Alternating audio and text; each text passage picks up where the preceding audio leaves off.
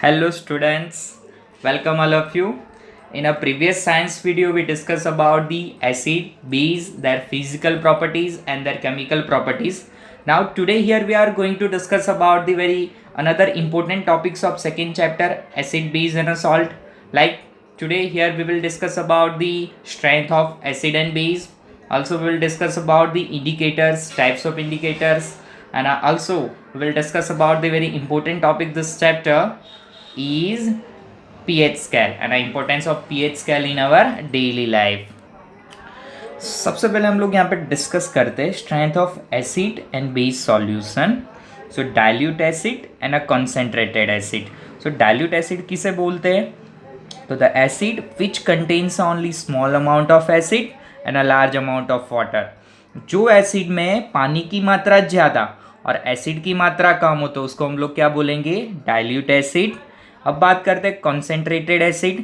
तो the acid which contain a large amount of acid and a small amount of water. जो acid में पानी की मात्रा कम और एसिड की मात्रा ज़्यादा होती है तो उसको हम लोग क्या बोलेंगे?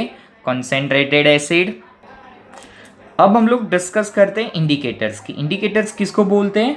सो द इंडिकेटर्स आर दो substances which tell us whether a substance is acidic or basic by changing a color or smell. Yes, indicator वो सब्सटेंस होते हैं जो हमारे पास दिया गया सब्सटेंस वो एसिडिक है या बेसिक को दिखाते हैं. कैसे दिखाते हैं? तो या तो उसका कलर चेंज करके या तो उसकी स्मेल चेंज करके. तो उसको हम लोग क्या बोलेंगे? इंडिकेटर्स. अब हम लोग डिस्कस करेंगे types of indicators. So there are 3 types of indicators. First olfactory indicators, second natural indicators and a third synthetic indicators. First olfactory indicators. Olfactory indicators किसको बोलते हैं? तो these substances have a different order mean a smell in a acid and a base. Yes, जो indicator यानी जो indicator की acid और base के साथ डिफरेंट स्मेल आती है, ऑर्डर यानी डिफरेंट स्मेल, तो उसको हम लोग क्या बोलेंगे? That is our olfactory indicators. जैसे हम लोग ऑल्फैक्टरी इंडिकेटर्स के एग्जांपल देखें तो वेनिला एसेंस. वेनिला एसेंस अगर एसिड के कांटेक्ट में आया तो उसकी स्मेल बढ़ेगी, इंक्रीज होगी, यानी उसकी स्मेल तेज हो जाएगी. और अगर ये वेनिला एसेंस बेस के कांटेक्ट में आता है तो उसकी स्मेल क्या हो जाएगी? ज़ीरो, यानी उसकी स्मेल नहीं रहेगी. Now clove oil. Clove oil अगर एसिड के कांटेक्ट में आता है तो उसकी स्मेल इंक्रीज होगी, यानी उसकी स्मेल तेज हो जाएगी. अगर ये क्लोव ऑयल बेस के कांटेक्ट में आता है तो उसकी स्मेल क्या होगी? डिक्रीज हो जाएगी. सेकेंड हम लोग डिस्कस करते हैं नेचुरल इंडिकेटर्स. तो नेचुरल इंडिकेटर्स किसको बोलते हैं? So this indicators are found in a nature in a plant. They are we call natural indicator. कि जो इंडिकेटर नेचर या तो प्लांट से मिलते हैं तो उसको हम लोग क्या बोलेंगे? Natural indicator. जैसे हम लोग एग्जाम्पल देखें तो लिटमस पेपर. लिटमस पेपर अगर एसिड के कॉन्टेक्ट में आया तो उसका कलर कैसा हो जाएगा? रेड. और अगर ये लिटमस पेपर बेस के कॉन्टेक्ट में आता है तो उसका कलर कैसा रहेगा? ब्लू. सेकेंड एग्जाम्पल देखते हैं टर्मरिक यानी हल्दी. ये भी क्या है? Natural indicator. जैसे ये एसिड के कांटेक्ट में आने से येलो कलर हो जाएगा और अगर ये टर्मरिक बेस के कांटेक्ट में आए तो उसका कलर कैसा हो जाएगा? रेड. थर्ड हम लोग डिस्कस करते हैं सिंथेटिक इंडिकेटर्स. सिंथेटिक इंडिकेटर्स किसको बोलते हैं? तो दीज आर केमिकल सब्सटेंसेस, है ना. ये केमिकल सब्सटेंसेस होते हैं जो मोस्टली केमिकल लेबोरेटरी में पाए जाते हैं और वहीं पे यूज़ होते हैं. जैसे हम लोग देखें तो मिथिलीन ऑरेंज. मिथिलीन ऑरेंज अगर एसिड के कांटेक्ट में आया तो उसका कलर कैसा हो जाएगा? रेड. और अगर ये मिथिलीन ऑरेंज बेस के कांटेक्ट में आता है तो उसका कलर कैसा रहेगा? येलो. सेकेंड फिनोल्फ्थेलिन. अगर ये एसिड के कांटेक्ट में आया तो उसका कलर वाइट या तो कलरलेस हो जाएगा और अगर ये फिनोल्फ्थेलिन बेस के कांटेक्ट में आता है तो उसका कलर कैसा हो जाएगा? पिंक या तो डार्क पिंक. अब हम लोग बात करते हैं यूनिवर्सल इंडिकेटर. यूनिवर्सल इंडिकेटर किसको बोलते हैं?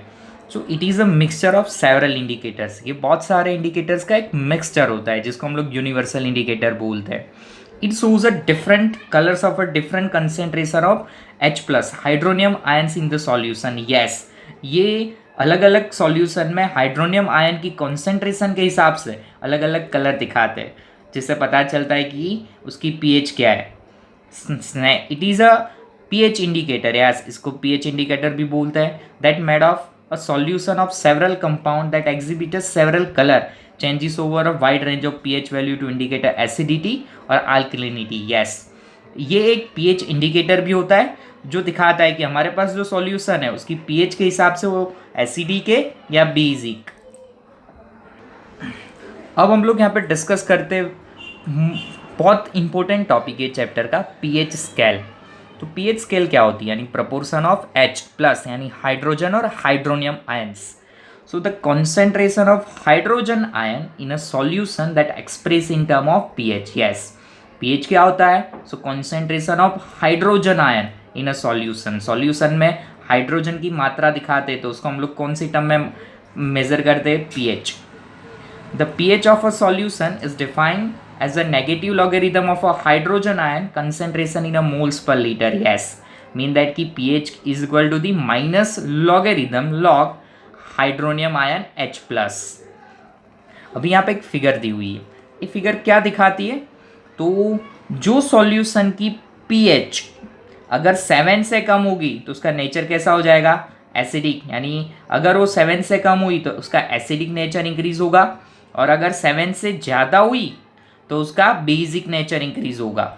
आप देख सकते हो कि ये जो एसिडिक नेचर इंक्रीज हो रहा है, ये एरिया में हाइड्रोनियम H प्लस आयन उसका एरिया ज़्यादा है, और हाइड्रोक्साइड OH माइनस का एरिया क्या है? कम।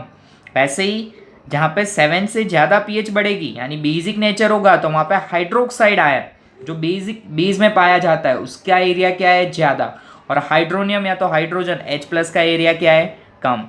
तो इस पर से पता चलता है कि जो सॉल्यूशन का pH 7 से कम है उसका नेचर कैसा होगा? एसिडिक, और जो 7 से ज़्यादा है तो उसका क्या होगा? Basic.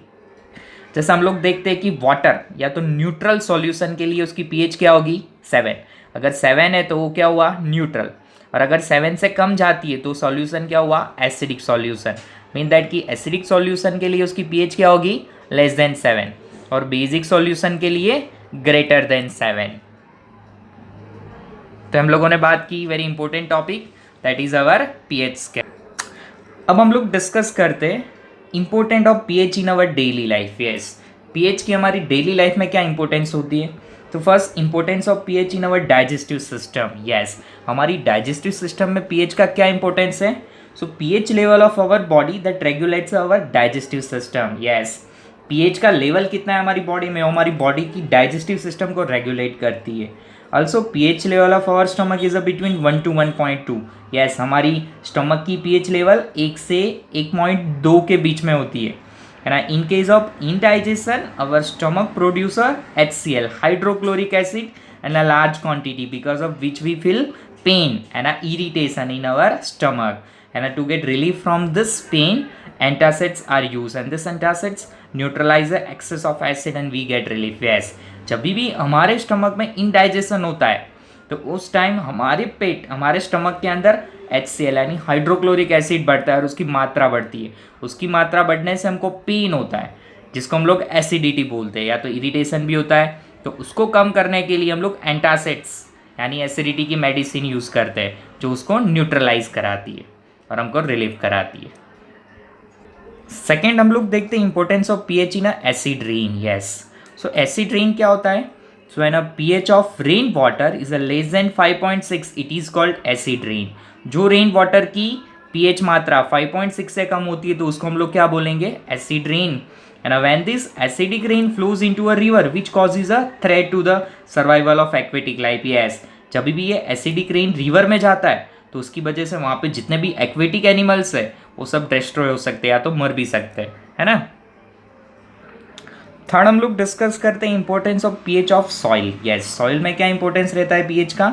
So plants require a specific range of pH for their healthy growth. Yes, plant को भी हेल्थी ग्रोथ करना है तो उसकी जो पीएच रेंज है वो स्पेसिफिक होनी चाहिए।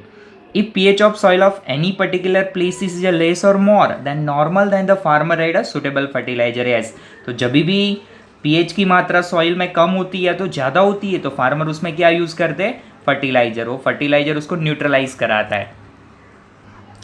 फोर्थ हम लोग देखते हैं pH in our body functions. Yes, so our body works between a pH range of 7 to 7.8, है ना।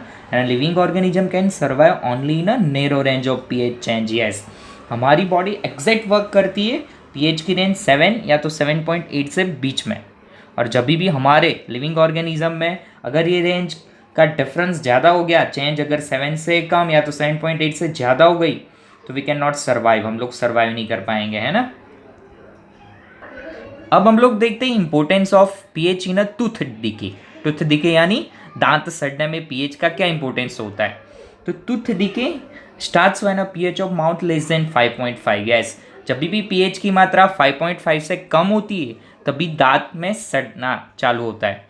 Bacteria present in the mouth that produce a acid by degradation of sugar and a food particle and remaining in the mouth and it can neutralize by using toothpaste। yes, जब भी कोई sugar या तो food particle हमारे tooth के अंदर, हमारे दांत के अंदर रहता है तो उसकी वजह से उसकी जो पीएच मात्रा है वो 5.5 से कम हो जाती है, यानी हमारे दांत में सड़न चालू होती है, सड़ना चालू बोलते हैं। और उसको न्यूट्रलाइज करने के लिए हम लोग टूथपेस्ट यूज़ करते हैं। हम लोग डेली सुबह जो ब्रश यूज़ करते हैं उससे क्या होता है, न्यूट्रलाइज होता है और दांत सड़ना बंद होते हैं।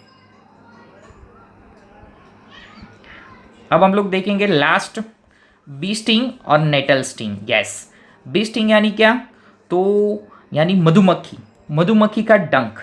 तो bee sting contain a methanoic acid with a causes of pain and irritation. Yes, तो मधुमक्खी के जो डंक में मिथेनोइक एसिड होता है जो हमको पेन देता है।